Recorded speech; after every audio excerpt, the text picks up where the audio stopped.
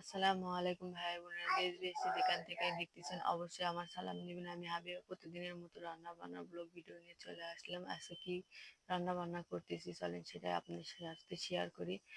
আজকে কথা একটু আমার ন্যালটা বেলটা হতে পারে, কারণ আমি অসুস্থ সকাল থেকেই, এই জন্য ভালোভাবে কথা বলতে পারতেছি না। চলেন এই দেখি রান্না করতেছি। এখানে আলু ভাজি করব, কুচি কুচি করে আলু কুটা নিয়েছি, তার মধ্যে হলুদ আর লবণ দিয়ে রাখছি। এই যে ডিম ভেজে ভাজি করব, আর এই যেখানে পেঁয়াজ মরিচ কাটে রাখছি, আর এই যেখানে ডালের জন্য ডালও আমি রান্না করব। এই যে এখানে ডাল আমার সিদ্ধ হয়ে গেছে, পেঁয়াজ মরিচ আর লবণ লবণ দিইনি, আমি পেঁয়াজ মরিচ তেল দিয়ে সিদ্ধ করে নিচ্ছি ডালটা। আমি এখন ডাল ঘটনা দিয়ে ঘুটে নিব। কলাটাও আমি ভাজি করব। এই যে আমি লবণ আর হলুদ দিয়ে আমি এই যে ডালটা ঘুটে নিচ্ছি। আগে লবণ হলুদ দিলে তাহলে ডাল সিদ্ধ হতে অনেক সময় লাগে, এই জন্য আমি ডাল সিদ্ধ করার পর লবণ আর হলুদ দিয়ে ডাল ঘুটনিটা ঘুটে নিচ্ছি।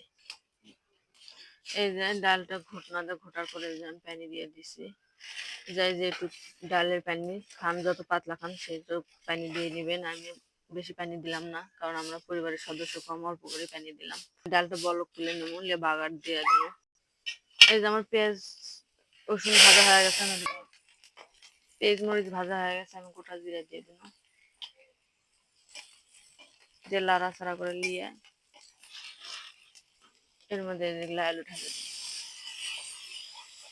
নাড়াচাড়া করে নিয়ে এই যে ঢাকনাতে ঢেকে দিন।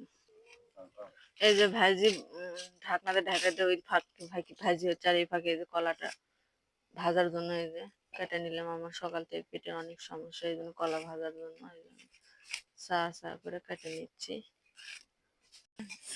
ঢাকনাটা তুলে নিয়ে আমি এই যে আলুটা ভাজা নিব লাল লাল করে। এদিকে ভাজা হচ্ছে, আর এইদিকে এই যে কলা ভাজার জন্য আদা রসুন বাটা, লবণ হলুদ মরিচ আর ধনের গুঁড়ো এগুলো দিয়ে আমি এই যে মাখা রাখুন কিছুক্ষণের জন্য। এই যে ভেজে রাখা ডিমটা আমি এর মধ্যে দিয়ে এই যে আমি নাড়াচাড়া করে ভেজে ভুজে নামিয়ে নেব।